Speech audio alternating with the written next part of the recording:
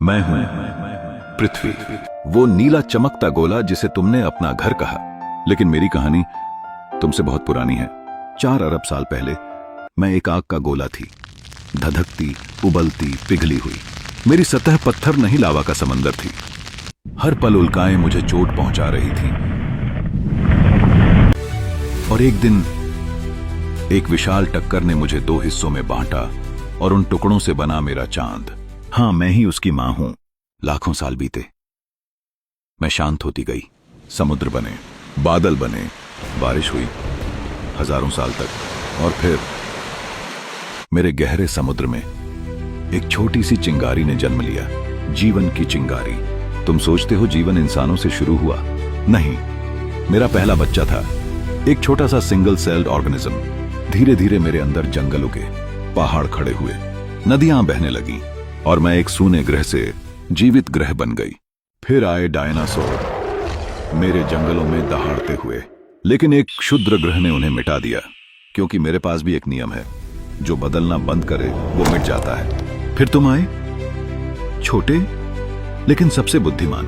तुमने आग बनाई, घर बनाए, शहर बनाए, और धीरे धीरे तुमने मुझे समझना शुरू किया। तुमने मुझे मदर अर्थ कहा और मुझे अच्छा लगा। समय के साथ तुम्हारी तेजी बढ़ी, तुम्हारी जरूरतें बढ़ी और तुम्हारी लालच भी। मेरे जंगल कटने लगे, मेरे जानवर गायब होने लगे, मेरे आसमान में धुआं भरने लगा, मेरी नदियां कड़वी हो गईं। मैंने तुम्हें चेतावनी दी तूफानों से, बाढ़ों से, तापमान से, लेकिन तुमने सोचा पृथ्वी कुछ नहीं कर सकती। सुनो इंसानों, मैं हमेशा शांत दिखती हूं, लेकिन मैं एक कॉस्मिक ताकत हूं। मैं पल भर में पर्वत बना सकती हूं और एक झटके में महासागर उठा सकती हूं। मैंने 5 बार जीवन को रीसेट किया है, और जरूरत पड़ी तो 6ठी बार भी कर दूंगी। मैं नफरत नहीं करती, मैं सिर्फ संतुलन रखती हूं। मैं तुम्हें खत्म नहीं करना चाहती, क्योंकि तुम मेरे सबसे अनोखे बच्चे हो।